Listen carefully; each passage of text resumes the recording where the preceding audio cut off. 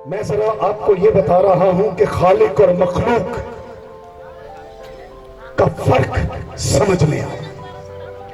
किसकी प्रस्तिश करनी है और किसकी प्रस्तिश नहीं करनी, किसके आगे झुकना है और किसके आगे नहीं झुकना।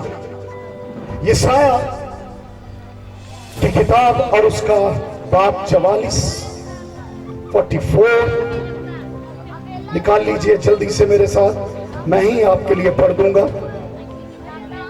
44वीं आयत, उसकी 18वीं आयत। वो नहीं जानते और नहीं समझते क्योंकि उनकी आंखें बंद हैं, बस वो देखते नहीं और उनके दिल सख्त हैं, बस वो समझते नहीं। आपको फर्क उस वक्त तक नहीं पता चलेगा जब तक आपकी आंखें नहीं खुलेंगी, दिल नहीं खुलेगा, सहन नहीं खुलेगा, आंखें नहीं खुल जाएंगी और आपको पता चल जाएगा कि मैंने किसकी प्रस्तिश करनी है और किसकी प्रस्तिश नहीं करनी। आपकी जिंदगियों में सिर्फ इस मसीह मसलूब की प्रस्तिश होनी चाहिए। और ये कब होता है? ये कब होता है इंसान की तरफ से? रोमियो का खत निकाल लीजिए, कब होता है ऐसा? वो वजह मैं बताने लगा हूं आपको। रोमियो पहला बाब और उसकी 23वीं आयत को, बल्कि मैं चंद आयत इस बात की पढ़ूंगा, क्योंकि खुदा का गजब उन आदमियों की तमाम बेदीनी और नाराजगी पर आसमान से जाहिर होता है जो हक को नाराजगी के साथ दबा देते हैं। सच्चाई को क्या करते हैं? वो दबा देते हैं, प्रेस छुपा देते हैं। ये वो लोग होते हैं जो इंसान की हिकमत पर चलते हैं। इंसान ने कह दिया कोई गल नहीं, खुदा दी प्रस्तिश करो, एदी भी प्रस्तिश कर लो, फर्क की पैंदा है? वो खुदा दा ही ते बंदा है, वो खुदा दी ही ते बंदी है। लेकिन प्रस्तिश के लिए और झुकने के लिए और सजदे करने के लिए एक ही हस्ती आई, एक ही हस्ती है जो ना बदली है ना बदलेगी कभी, और उसका नाम यीशु है जो अव्वल और आखिर है। उसी पे सारे सजदे वाजिब हैं। लेकिन क्या किया? हक को, सच्चाई को इंसानी हिकमत ने दबा दिया। और कलाम क्या कहता है? ऐसों के ऊपर खुदा का गजब नाजिल होगा। और सुने क्या किया इन्होंने, इन लोगों ने इंसानी हिकमत में आकर, कहता है गैर फानी खुदा के जलाल को फानी इंसान,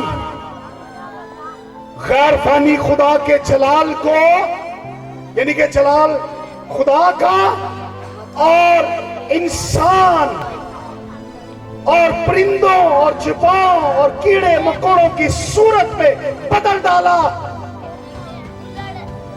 खुदा के जलाल को इस तरह से ले लिया, परिंदों में, कीड़ों में, मकोड़ों में, इंसानी शख्सियात में उन्होंने ले लिया। और आगे सुने क्या कहता है?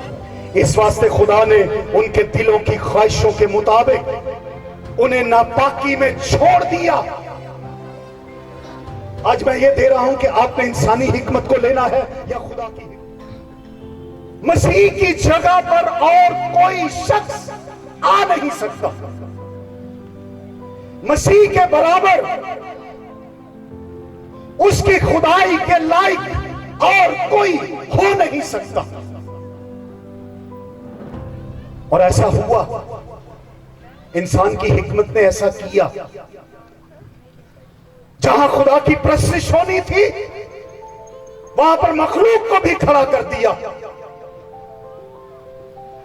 खालिक की भी प्रस्तिश, मखलूक की भी प्रस्तिश, खालिक को भी सजदे, मखलूक को भी सजदे। कौन कहेगा कि आप खुदा की प्रस्तिश कर रहे हैं? किस खुदा की प्रस्तिश कर रहे हैं?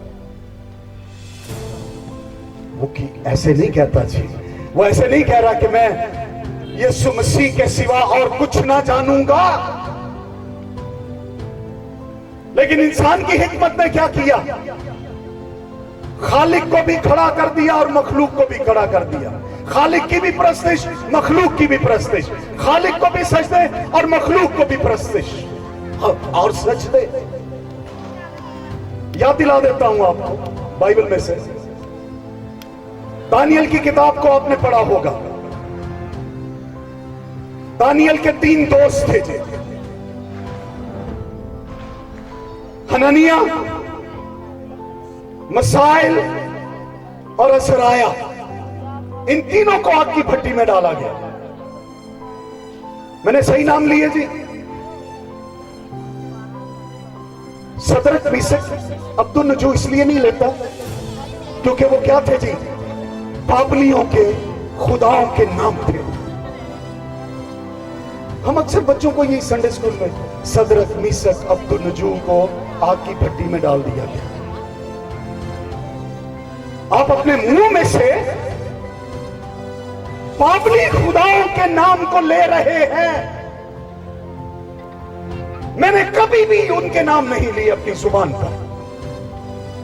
हननिया, मिसाइल और फिर अज़राया, ये खुदा के दिए हुए नाम थे। उन तीनों को थोड़ा सा होश में आने की जरूरत है कि दुनिया की हिकमत ने क्या दिया और खुदा की हिकमत ने मुझे क्या दिया है। यही बातें मैं पढ़ रहा था अभी। दुनिया की हिकमत ने कहा बोलते चले जाओ, बाबलियों के नाम लेते चले जाओ, बाबलियों खुदा के नाम तुम्हारी जुबान के अंदर रहे, तुम उनकी पूजा करो, तुम उनकी प्रस्तिश करो। और दानियल को भी तो नाम दे दिया गया था। क्या नाम दिया था उसको जी? किसी को याद है? बेल्शस्सर। ये भी बाबलियों का एक खुदा था और वो नाम दे दिया उसको। दुनिया की हिकमत ने क्या किया? एक लिहाज से बाबलियों ने क्या किया? अपने खुदाओं को प्रमोट किया। बाबलियों ने क्या किया कि इन असीरों को जो लेकर आए हो तुम, गुलाम बनाकर इनको लेकर आए हो इस्राएल में से, इनको अपने खुदाओं के नाम दे दो, हमारे खुदा के नाम प्रमोट हो। सोच अच्छी है उनकी। आप कितना वो नाम जो सब नामों से आला यीशु नाम है उसको प्रमोट करते हैं। आपकी जुबान पर रोज कितनी बार यीशु का नाम आया है? हम तो पत्नी केड़े केड़े खुदाओं का नाम लेंदे रहंदे, लेकिन वो नाम जो सब नामों से, क्या बोले जी? वो नाम जो सब नामों से आला, उसको नया नाम बख्शा गया जो सब नामों से आला, यीशु। यीशु नाम। हुआ क्या जी इन तीनों के साथ, दोस्तों के साथ? उन्होंने कहा एक मूर्त बनाओ, हुक्म जारी हो गया। मैं बहुत ज्यादा डिटेल में नहीं जाऊंगा और आपको पता है बहुत सारे मसीहों को इस वाक्य का पता है। और उनको कहा गया हम एक मूर्त बना रहे हैं और तुमने क्या करना है? उसको सजदा करना है। बड़ी सादा सी कहानी। अब इन तीनों ने सजदा किया या ना किया? बोलिए, किया? आपके सर बताएंगे मुझे। अगर आवाज नहीं आती बोलने नहीं किया। इन तीनों ने नहीं किया। उसका नतीजा क्या निकला? उनको आग की भट्टी में डाल दिया गया। उन्होंने क्या पसंद किया? इंसान की हिकमत को रद्द किया और खुदा की हिकमत को ऊपर किया। इंसान की हिकमत को मट्टी में मिला दिया